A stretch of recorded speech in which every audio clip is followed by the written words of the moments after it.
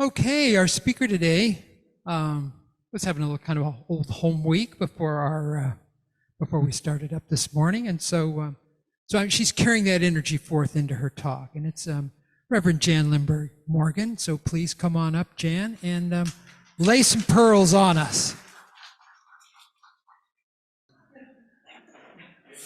We'll just say it doesn't like me. Just about the time you think you have everything you want, you've got it all, the Spirit drops another wonderful piece into it. And I walked in the door this morning and I saw that man. Now, this man I was expecting, Steve Kindle, but Jimmy Townsend? Jimmy and I go back 20 years, a little longer. He used to come and visit as guest singer at the church that I was senior minister at in Santa Maria. And our lives have been parallel for quite a while, but I haven't seen Jimmy for a while, so my heart is extra full right now. May something that I say today find a place in your heart, that it may go with you and enrich your life. The title of my talk is Out of the Silence, and that title alludes to some of my personal experiences following meditation, and there have been many. But the most memorable I can share with you, I received in answer to the question, who am I? I go into meditation with no expectation other than the sheer peace I experience. But I do frequently pose a question before, and either ask for divine guidance or I let go and let God. And someone had asked me, who do you believe you are? And I came out of the silence and I reached for a pen and I wrote, I know who I am. I am a beloved of the divine. I am a unique creation of the one creator, an essential aspect of the universe. I am a being of love and light. And I know that that which is true for me must be true for every being. So I'm looking here at a beautiful congregation of beloved, unique, essential beings of love and light. That statement is now my prayer mantra. I center myself in that knowing. I hold the vision of the beloved, unique, essential beings of love and light as I address my prayers.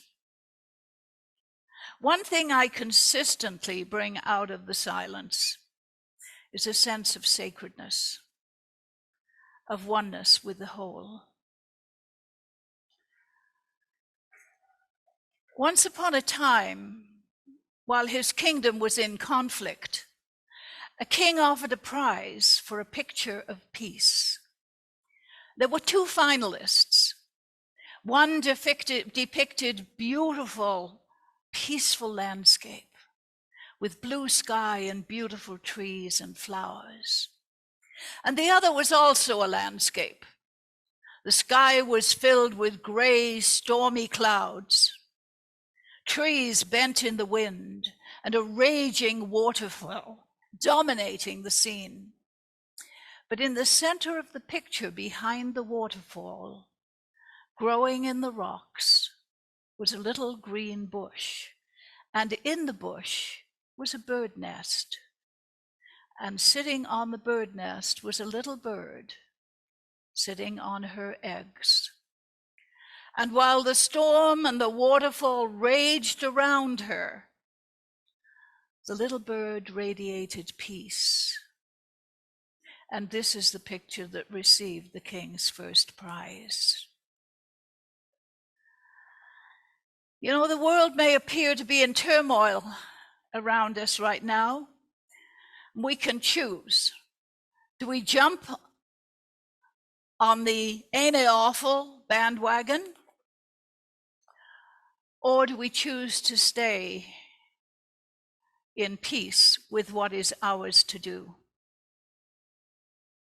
That's what I call holding the high watch.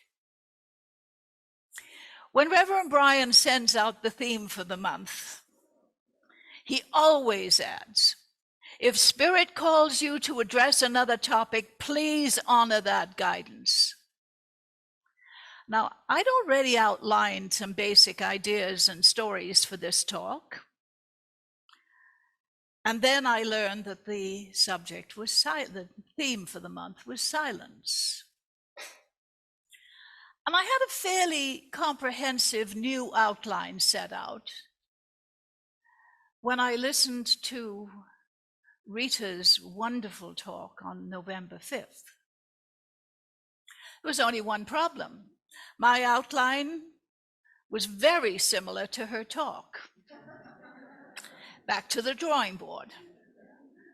On November 12th, I listened to Reverend Brian's inspiring talk. Once again, we were figuratively on the same page. It was time to dig deeper.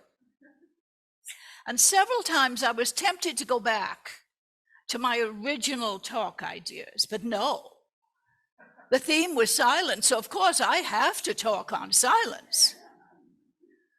And on Thursday, early this last Thursday morning, I was meditating. I was open to inspiration and guidance, and suddenly it felt like someone hit me on the side of the head. And it wasn't really a voice, but someone yelled at me, "Tell the Thanksgiving stories." I finally got it. Spirit had been trying to get my attention. I just wasn't listening. I always talk on the theme for the month. And I was so set on that Spirit had to demand that I listen. I finally get that I'm supposed to share this with you, if I can get through without a few tears. I'm going to preface it with a personal note. In my life before ministry, I was a teacher for many years. And then I became the vice president and the chief operating officer of a fairly large nonprofit organization that served adults with developmental disabilities. There were about 50 staff members and 150 clients. So the subject matter of this next story is very close to my heart.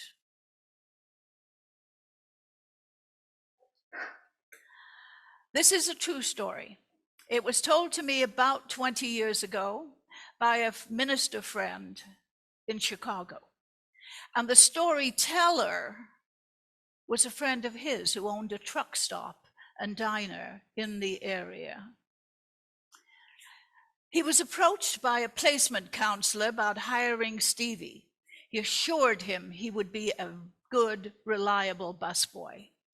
This was the first time he had hired someone with some challenges and wondered if it would work. He was concerned how the customers would treat Stevie. He was short, stocky, with distinctive aspects of Down syndrome. He wasn't worried about the truckers. They don't care who busses the table as long as the meatloaf is good and the pies are homemade. But he was concerned about the college kids, about the businessmen, and the other people that came through, the four-wheel drivers. He watched Stevie very closely the first few weeks, but he needn't have worried. After the first week, Stevie had the whole staff wrapped around his little finger. Within a month, the trucking regulars had adopted him as their truck stop mascot. He was just a 21-year-old in blue jeans and Nikes, eager to please, to laugh, and fierce in attention to his duties. He bussed every table perfectly. The only problem was persuading him to wait until after the customers were through eating. Then he would scurry to the table, carefully load the dishes and glasses onto the cart, and wipe the table with the practiced flourish with his rag. He took pride in doing his job exactly right. You had to love how hard he tried to please every person he met. Over time, they learned that he lived with his mother, a disabled widow, and they lived on Social Security in public housing a couple of miles from the truck stop. The social worker would come in and check on him from time to time and admitted that money was tight for Stevie and his mother, and what he earned probably made the difference between them being able to live together and Stevie being sent to live in a group home. The restaurant was a gloomy place one August morning, the first time in 3 years that Stevie had missed work. He was at the Mayo Clinic in Rochester undergoing heart surgery, which was not uncommon with his disability. And his social worker said there was a good chance he'd come through, be fine, and be back to work in a couple of months. A ripple of excitement went through the staff later that morning when they found out that he was out of surgery, in recovery, and doing just fine. Ringer, one of the regular truckers, asked Franny, the head waitress, "What's the excitement all about?" And she said, "We just heard Stevie's out of surgery and he's doing okay, but I don't know how he and his mom are going to handle all of these bills. They're barely getting by as it is." Quickly, after she had told Ringer and his two companions, she left to take care of her other clients.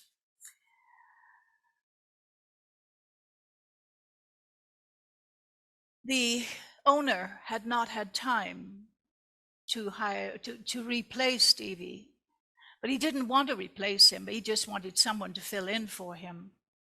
So the wait staff were bussing their own tables. And after the morning rush, Franny walked into his office with 2 napkins in her hand and a funny look on her face. When I got back to clean the table where Ringer and his friends were sitting, 2 other truckers were already sitting there. This was folded up and tucked under a coffee cup. She handed him the napkin, and when he opened it, 3 $20 bills fell out. On the outside, in big bold letters, was written, "Something for Stevie." The truckers at the table asked me what this was all about, so I told them about Stevie and his mom, and they left this on the table. She handed me another paper napkin with "Something for Stevie" scrawled on it, with 2 $50 bills were tucked in its folds. Franny looked at him with wet, shiny eyes and shook her head and said, "Truckers." That was 3 months ago. Thanksgiving Day was the first day Stevie could go back to work. His doctor had said that he could return, and the fact that it was a holiday didn't make any difference to Stevie. He called 10 times in the previous week to make sure they knew he was coming, that he still had a job, and that he was not forgotten. The owner arranged for Stevie and his mother to go to the parking lot. He arranged for the mother to take Stevie, and he went out to the parking lot and escorted them into the restaurant. And Stevie immediately started to head for the room where his apron and cart were. And he reached out and said, "Not so fast, Stevie. We're going to celebrate your day back. And work can wait for a little while." So he took them by the arm and led them to a very large table in the very back of the diner. And he could feel the rest of the staff following behind him. And as he glanced over his shoulder, he saw the truckers get up out of the booths and follow the procession till they were all standing around this big table. The table surface was covered with dishes, all sitting askew with napkins underneath. And trying to sound stern, the owner said, "The first thing you have to do, Stevie, is clean up this mess." Stevie looked at him and then looked at his mother and pulled out one of the napkins. It had something for Stevie printed on the outside. He picked it up and two $10 bills fell out. He stared at the money, then at all the napkins peeking out from behind the tableware with his name printed or scrawled on it. The owner turned to Stevie's mother. "There's more than $15,000 in money and checks on that table, all from the truckers and the trucking companies who've heard about your challenges. Happy Thanksgiving." And it got really noisy about that time. Everyone was hollering and shouting, and there were some tears, and they were hugging. But what was funny is while everyone else was whooping and hollering, Stevie, with a big, big smile on his face, was busy clearing up all the dishes on the table. Best worker he'd ever hired. What really moves me about this story is Stevie's transparent integrity, his sense of responsibility to leave his world better than he found it, his sheer joy in serving. Now, if this isn't the divine in action, I don't know what is. This is love without all the other accoutrements. And you know, the responses from the truckers, they might not have expressed it this way, but they were moved to support Stevie in doing what was his to do in the world.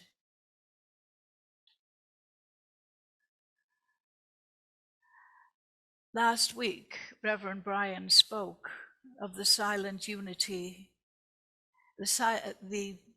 oh, come on, Jan, you can do this. The silent unity prayer room. And I was there in 2017 at the Anton conference, and going to, I think I spoke to you at that time about my experience of going to Unity, which was to the Unity Village, which was something I had always wanted to do since I first came into New Thought. And we were given the privilege of being allowed to be prayer partners in the Silent Unity prayer room. And I remember sitting down, and it seemed like a couple of minutes later, someone opened the door, and the 30 minutes was up. And what I took from that, I can't give you a concrete this, but I took from that a sense of fullness that I have never lost, even through difficult times. It's something within, something, that ineffable silent presence, that once we tap into it and know what it is, we can go right back to. You know, as you observe this Thanksgiving season, be really clear that this is a celebration of freedom. As you express your gratitude for love and for family and all the abundance that fills your life, give great thanks for the freedom to experience it all. And I'm going to close with another little Thanksgiving story. This was told at an Anton conference by a minister. I don't remember the city in the south, but I do remember. I can see his face and I can hear him talk. And one Sunday, the Sunday before Thanksgiving, someone had provided a rose boutonniere for his jacket. And it was a nice gesture. He really appreciated it. As he was leaving the Sunday service, a small boy that he didn't recognize approached him, walked right up to him, and he said, "Sir, what are you going to do with that flower?" He said, "What do you mean, this?" "Yes, sir. If you're going to just throw it away, I'd like it." The minister smiled and told him he'd be glad to give him the flower. And then he asked, "What are you planning on doing with it?" "Sir, I'm going to give it to my grandma." He says, "My mother and father got divorced last year, and I lived with my mother till she got married. And she sent me to live with my father. And then my father sent me to live with my grandmother. And she cooks for me, and she loves me, and she cares for me. And I want to give her a pretty flower for loving me." When the little boy was finished, the minister could hardly speak.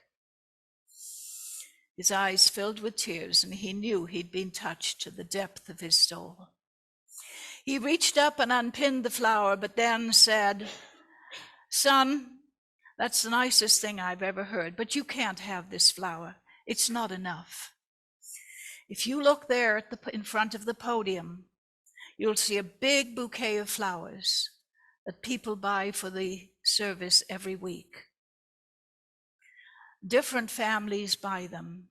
Please take those flowers to your grandmother because she deserves the very best."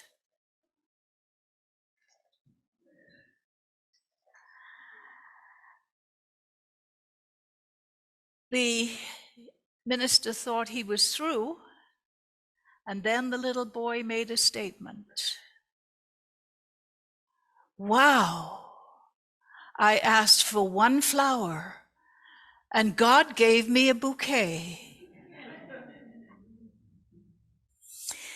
May the gifts and the blessings of this Thanksgiving season be heaped up and running over in our lives. Namaste.